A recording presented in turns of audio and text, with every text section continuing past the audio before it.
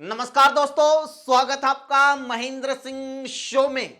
बज गया भाई दुनिया में डंका डमरू ढोलक डीजे ऑर्केस्ट्रा। मैं तो कहता हूं पूरा का पूरा रॉक बैंड बज गया। यही तो चाहिए था व्हाट्सएप वाले अंकिलों को। इसी इंतजार में तो पूरा दिन पार्क में बैठे रहते थे रिटायर्ड बुढ़े। इसी दिन के लिए तो स्कूल बंक करके धर्म बचाने निकलते थे लौंडे लपाड़े। इसी मंजिल को पाने के लिए तो मोदी मोदी चिल्लाती थी एनआरआई आंटियां। यही मन्नत पूरी करवाने के लिए तो देवी देवताओं की पूजा छोड़कर मोदी ट्रंप और पुतिन की आरती उतारते थे अंधभक्त। लो भाई, अब दुनिया ने भारत को ऑफिशियली पाकिस्तान की कैटेगरी में डालना शुरू कर दिया है। ऑस्ट्रेलिया ने इंडियंस को हाईएस्ट रिस्क वाले लेवल 3 देशों की कैटेगरी में डाल दिया है, ताकि हमारे लोगों को गलती से भी ऑस्ट्रेलिया का वीजा ना मिल सके। यही तो चाहिए था भाई। 12 साल से कट्टर हिंदू एक टांग पर खड़े होकर यही तो तपस्या कर रहे थे। अरे पाकिस्तान ऐसा है तो भारत क्यों नहीं, पाकिस्तान में ऐसा होता है तो भारत में क्यों नहीं, पाकिस्तान में माइनॉरिटी के साथ ऐसा करते हैं तो भारत में क्यों नहीं, पाकिस्तानी आतंकी बन सकते हैं तो हिंदू क्यों नहीं, पाकिस्तान में सेना का शासन हो सकता है तो भारत में क्यों नहीं, पाकिस्तान में विपक्ष को खत्म किया जा सकता है तो भारत में क्यों नहीं, पाकिस्तान एक धर्म का देश बन सकता है तो भारत क्यों नहीं। पाकिस्तान के जैसा बनने का ऐसा ऑब्सेशन, कसम से ऐसा ऑब्सेशन लड़कों में पहली क्रश के लिए नहीं होगा, कच्ची कॉलोनी के छपरी लोंडों में न्यू आईफोन के लिए नहीं होगा, पुलिस वालों में रिश्वत के लिए, नेताओं में घोटाले के लिए नहीं होगा, अरे कंगना रनौत में ऋतिक रोशन के लिए नहीं होगा, जितना अंधभक्तों में पाकिस्तान के लिए है। इतना ही नहीं, अभी और सुनिए। अगर राहुल गांधी के चमचों को भारत के विश्व गुरु बनने पर कोई डाउट है तो ये न्यूज देखिए। इंग्लैंड में एक स्कूल ने 8 साल के हिंदू बच्चे को सिर्फ इसलिए निकाल दिया क्योंकि वो तिलक लगाकर स्कूल में गया था। खबर तो ये भी है कि इससे पहले भी कम से कम 4 बच्चों को इसीलिए स्कूल से निकाला जा चुका है। अब कुछ लोग इस न्यूज में नेगेटिविटी ढूंढ रहे हैं। नेगेटिविटी, अरे देखो हिंदुओं को टारगेट किया जा रहा है, हिंदुओं के साथ भेदभाव हो रहा है। ऐसा कुछ नहीं है लाडले। इंग्लैंड तो उसी राह पर चल रहा है जो राह विश्व गुरु ने दिखाई है। बुर्का टोपी हिजाब के नाम पे ये शुरुआत किसने की? दूसरे धर्म के स्टूडेंट्स को टारगेट करने की, स्कूल कॉलेज से बच्चों को निकालने की शुरुआत किसने की? हमने ही तो की थी।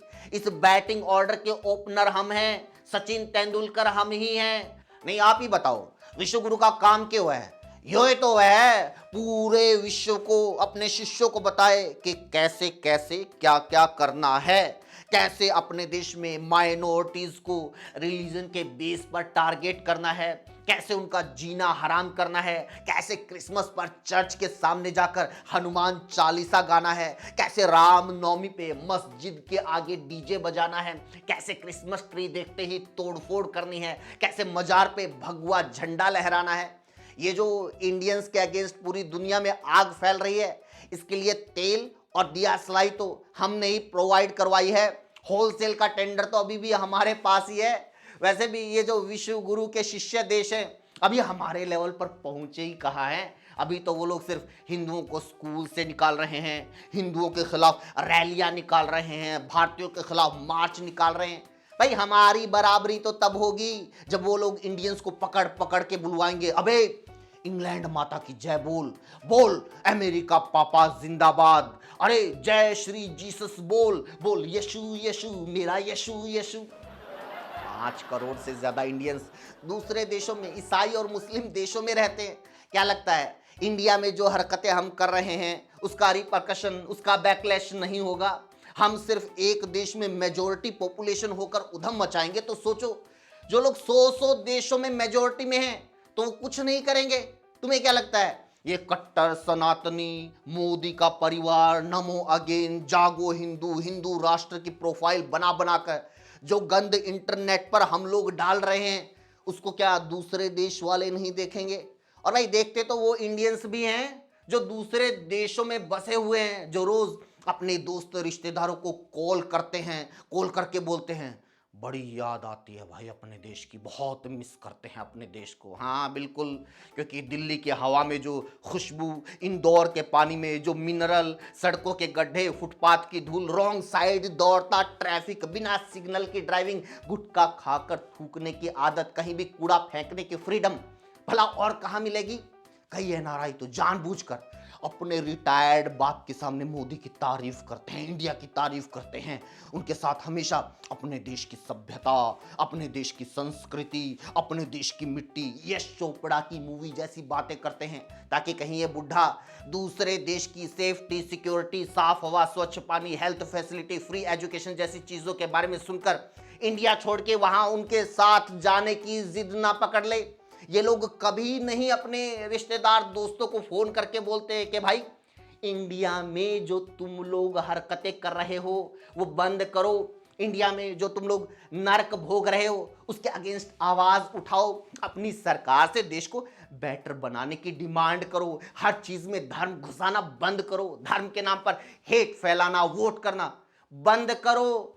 एनआरआई लोग ये नहीं बोलेंगे ये अरे यार कुछ नहीं रखा दूसरे देशों में, यहाँ तो सारा दिन आदमी काम ही काम करता रहता है, यहाँ तो बस पैसे की वैल्यू है, अपने यार दोस्त रिश्तेदार बहुत मिस करता हूँ यार। हाँ, जहाँ साला 5 डे वीक मुश्किल से ऑफिस जाना होता है, जहाँ एचआर फोन करके छुट्टी लेने के लिए बोलती है, जहाँ वर्क प्लेस पर एम्प्लॉयज की मेंटल हेल्थ पर ध्यान रखा जाता है, वहाँ बंदा काम ही काम करता रहता है। और जहां साला संडे वाले दिन भी टॉयलेट में बैठकर आदमी क्लाइंट को अटेंड करता है, ऐसे टॉक्सिक प्रोफेशनल एटमॉस्फेयर को तो मिस कर रहा है। वाह, वहां हर सैटरडे संडे लोग फैमिली और फ्रेंड्स के साथ चिल करने के लिए निकल जाते हैं, तो वहां तेरे दोस्त नहीं बनते। और यहाँ साला हर साल लास्ट मिनट पर शिमला की ट्रिप इसलिए कैंसिल हो जाती है क्योंकि 3 में से 2 दोस्तों को ऑफिस से छुट्टी नहीं मिल पाती, तो तू यहाँ फ्रेंड्स को मिस कर रहा है। अरे भाई, हमारा कल्चर, हमारे संस्कार वो जो भारत में है वो दूसरे देशों में कहाँ?